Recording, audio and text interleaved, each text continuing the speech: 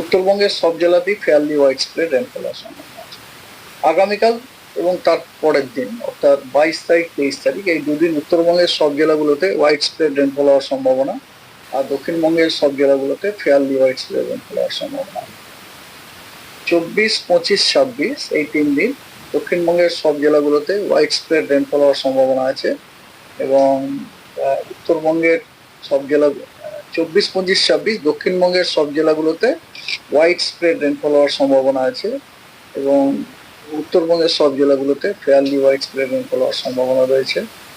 আর 27 তারিখ last day গোটা পশ্চিমবঙ্গের সব জেলাগুলোতেই ফেয়ারলি ওয়াইড স্প্রেড রেনফল হওয়ার সম্ভাবনা রয়েছে। এটা গেল আপনার স্পেশিয়াল ডিস্ট্রিবিউশন। এবার ইন্টেন্সিটি, আজকে দক্ষিণবঙ্গের কোনো জেলার জন্য কোনো সতর্কবার্তা নেই, ভারী বর্ষা বা থান্ডারস্টর্ম কিছু নেই।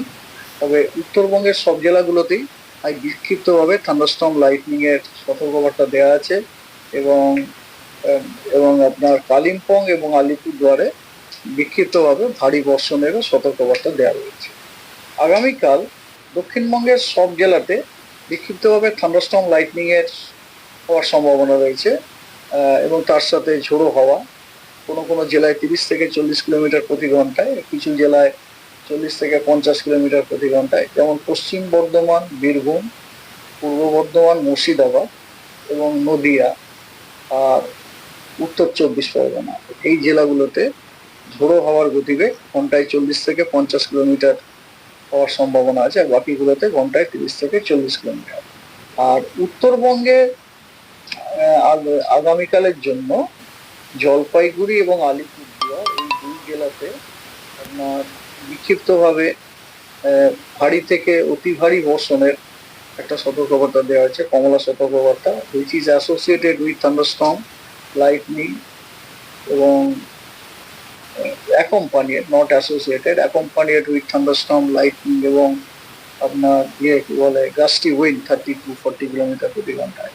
এছাড়া উত্তরবঙ্গের সব জেলাতেই আপনার বিক্ষিপ্তভাবে থান্ডারস্টর্ম লাইটনিং এবং ঝোড়ো হাওয়া 30 to 40 কিলোমিটার প্রতি ঘন্টায় হওয়ার সম্ভাবনা আছে।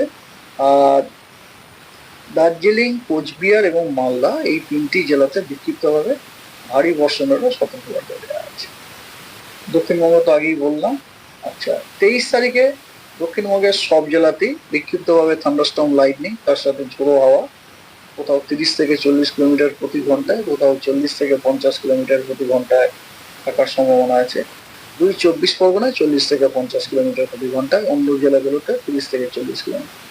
আর উত্তরবঙ্গের দার্জিলিং, কালিম্পং, জলপাইগুড়ি, আলিপুরদুয়ার এবং কোচবিহার এই 5টি জেলাতে বিক্ষিপ্তভাবে ভারী বর্ষণের সম্ভাবনা রয়েছে। 24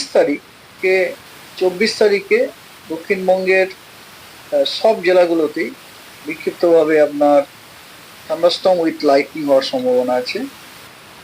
কিছু জেলাতে